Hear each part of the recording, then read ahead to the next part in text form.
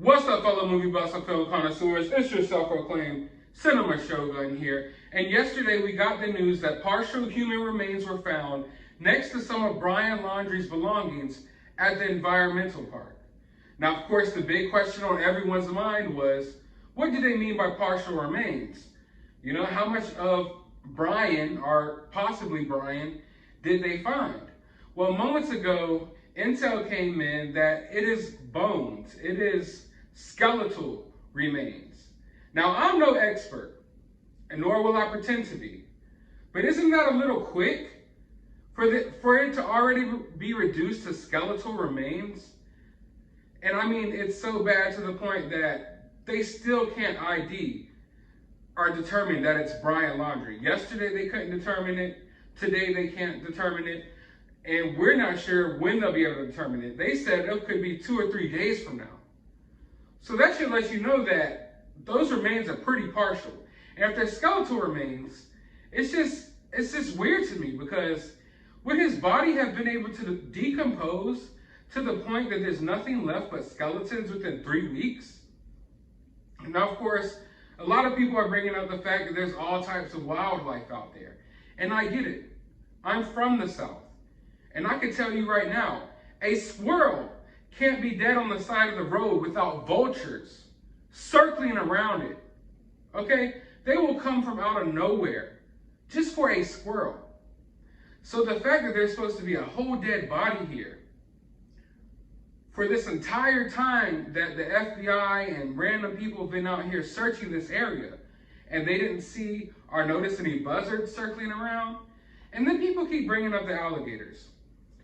Now, I know that alligators are scary. Don't get me wrong, I don't want to encounter an alligator. But alligators aren't as aggressive as people think. 9 times out of 10, if you don't bother them, they're not going to bother you. And if they do, they're some of the easier animals to escape. Like if you want to run away from an alligator, chances are you'll probably get away. So if alligators did get to Brian, it would mean that Brian most likely offed himself. But that still doesn't mean that alligators would pick him apart and leave nothing but bones. Also, it's interesting that there's all these items around there.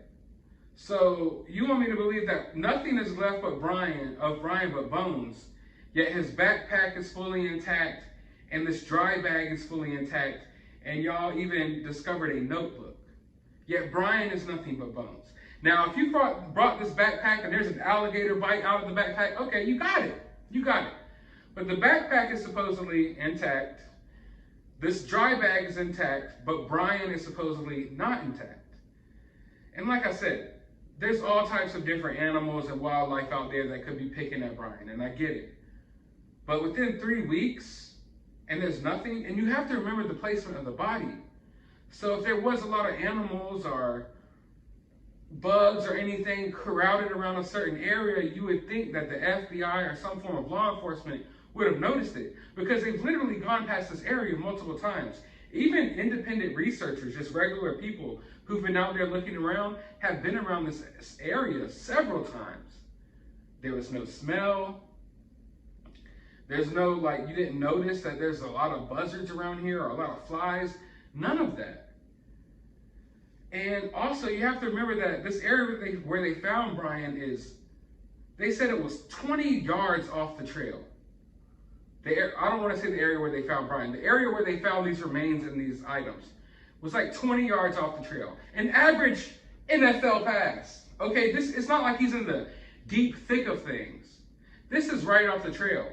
So the wildlife right off the trail isn't going to be as bad as if he was out in the middle of nowhere. He's not out in the midst of the swamp. No, he's in an area that he used to frequent, supposedly. Or supposedly these items were found in an area that he used to frequent. It's an area that you could go chill at, you know? It's not, it could be wildlife there, but it's not the craziest thick of things, you know? Let's just put it like that. He's literally a hop, jump, and a skip off of the beaten trail. So I don't know why FBI couldn't find him, but the dad just made a beeline and could find this guy in 10 minutes. But that's a story for another day. So it's not like he's out there in the craziest part of the wilderness. And then, of course, everyone's going to bring up the fact that, what about all this water? All this water, he could have been underwater. Well, usually when people die or there's dead bodies in water, don't they float to the top? I would think that maybe he would have floated at least for a certain period of time. Mind you, it's only been like 3 weeks since they've been searching for him. So during that period of time of them being out there searching, his body would have floated to the top at some point. Also, you got to remember, this area wasn't covered in deep amounts of water. I know a lot of people aren't from the area. I'm not necessarily from the area, but it's an area that I've been around. It's an area that's not too far from me. This area isn't an area that's covered in deep water. Like I told y'all in the video yesterday, me being generous, I would say 2 feet at the highest. At the highest, 2 feet of water. But I doubt it was even that. I would say inches.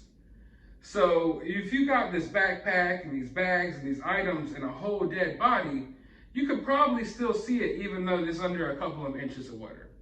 But let's say, okay, that didn't float, the body didn't float. What about the dry bag?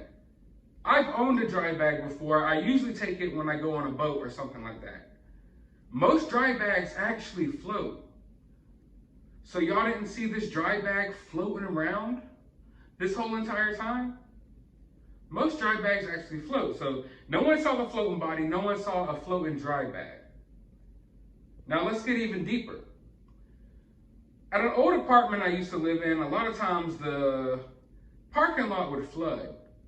And once the water receded, it seemed like all the trash and all the miscellaneous items within the parking lot, after the water receded, they would all come together in one little area. Because often when water recedes, it goes out, it sucks all the trash and random stuff in one area. So the fact that Brian's supposed remains were over here, the backpack is over here, and then the dry bag is all the way over here, it doesn't necessarily make sense. I mean, of course it could happen, I get it. But a lot of times, I'm just saying, they'll concentrate in one area. Also, one could say if the water recedes, wouldn't it have pulled a lot of these items back in wherever the water is receding to? That's also a possibility. But even the fact that there's a dry bag out there to begin with is awkward. If you're going out there to harm yourself or to end yourself, why are you carrying a dry bag? I've seen a lot of people online like, yeah, of course everyone takes a dry bag when they go hiking. Maybe your socks get wet or your clothes get wet and you need some dry clothes. Do you think you care about your socks getting fucking wet if you're about to go out there and end yourself in the middle of a swamp? Why do you need a dry bag? Why do you need a backpack? It doesn't add up. Now, yesterday I said that I thought it was weird that he brought a backpack, period. But I was like, okay, maybe he wanted to stash the item that he used to end himself in the backpack. Maybe he wanted to keep his journal in the backpack. But the guy's got a backpack and a dry bag.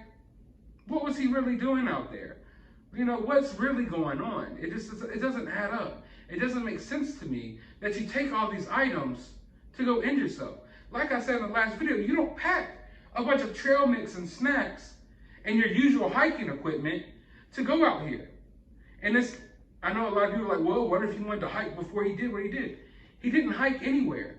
They found him 20 yards off of the beaten trail. 20 yards. The FBI couldn't find it, but Chris and Roberta found all these items 20 yards off of the beaten trail. Like I said, an average NFL pass. You could go outside right now and throw any ball in your yard 20 yards, and that's how far Brian was from the actual trail. Minutes into the park, minutes in, at the front, at the entrance. It doesn't make sense. And people just keep bringing up the fact that, oh, this area was underwater, this area is underwater. Guys, you've all been paying close attention to this case. You've been watching my videos, haven't you? Every single day for the last month, I've brought you videos and scenes from that area where they're searching for Brian Laundrie and from in front of Brian Laundrie's home. We've been watching it closely every single day. When have you seen a drop of rain over the past 3 weeks? When? Go back to every single one of my videos. When have you seen a single drop of rain? So they keep saying, oh, this area was underwater, it was so much water. No, people, it has not hardly rained over the past month and a half since we've been paying attention to this case. And if you don't believe me, you can go watch the videos. There's video evidence that it has been sunny skies basically every single freaking day since the stuff began. We got a whole news station that's been live from a helicopter showing y'all this search every single day since it began. When did you see rain? When did you see thunderstorms? If it did rain, which is Florida, often sometimes little storms pop up. If it did rain, it was a quick little shower. There has not been no big downpour of rain since this case began, and we've been watching it every single day. I had to literally go back and go through some of my videos last night because they keep talking about, oh, this area was underwater. And then people try to tell me I don't know what I'm talking about, that you don't know how much water was out there. It hasn't even been fucking raining in weeks. Yeah, you want me to believe that this area was totally underwater? No, it was not. There was not that much water out there, people. I can promise you that. Go back and look. It has not been storming in this area. And we all know that because we've been watching. You've watched these random people outside of the laundry house go crazy every single day. When has it been raining? It has not. It's been sunny. The sun has been shining bright. It is hot out there. The protesters even complain every day about how hot it is out there. Do you know how quick water dries up in the hot Florida sun? Pretty quick. That area was not under a deep amount of water. And just add that to the fact that why would Brian, if he's going out here to hide, or he's going out to this whatever to do whatever, why would he go into an area that's underwater? Why? It doesn't make sense. And if you say, well, maybe that area was dry when he went out there, then it got underwater. No, because it hasn't been storming like that since then. So whatever water and high levels of water they're talking about, it's been there since the beginning. And they even basically acknowledge that, oh, these areas were underwater this whole time and now we're going out there. It has not been underwater. So y'all are going riding through the swamp in airboats, the big fan boats, and doing all this, that, and the third, but you couldn't search this area that was under 2 inches of water? And the cadaver dogs didn't even smell this? And they could smell bodies under, like I said, I don't know the exact estimate, but they could smell bodies that are underwater. Someone will look it up and leave it in the comment section, but pretty deep, way deeper than a couple of feet, way deeper than a couple of inches of water. It's just all odd. And I'm sorry, I do not believe that his body would have decomposed all the way till there's nothing left but bones. And now reports just came in, I'm looking at it right now, as I'm recording this video, that it's a partial skull. Because we were all wondering, is this a finger or arm? They say it's a partial skull. So that lets us, if this skull belongs to Brian Laundrie, then Brian Laundrie is gone. And I'll accept that. But you're never going to make me think that this whole thing isn't freaking weird. And I'm never going to sit here and trust that the FBI and law enforcement are as good at finding missing people as I thought they were, because this is ridiculous. But all of this found 20 yards off of the beaten trail in the same part we've been searching at for a month.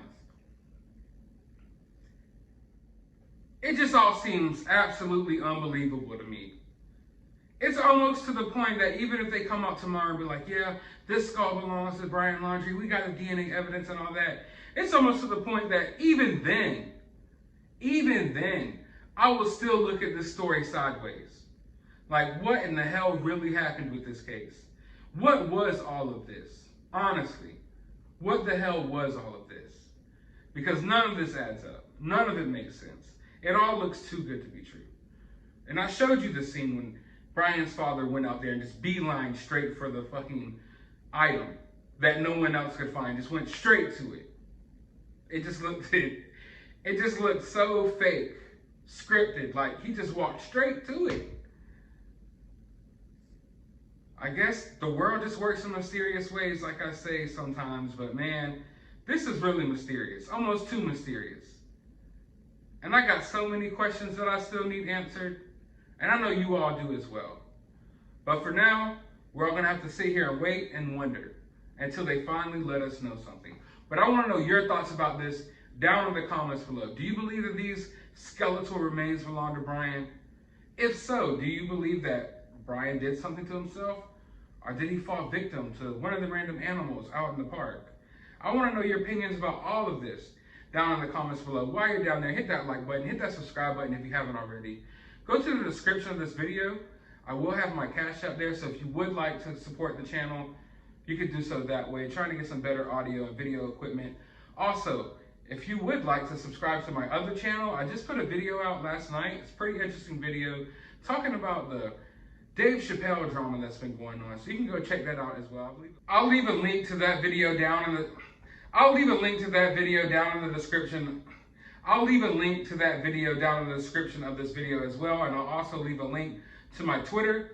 My DMs are always open, and that's one of the easiest ways to contact me, so you can contact me on there if need be. But as always, find some time out of your day to go watch a movie.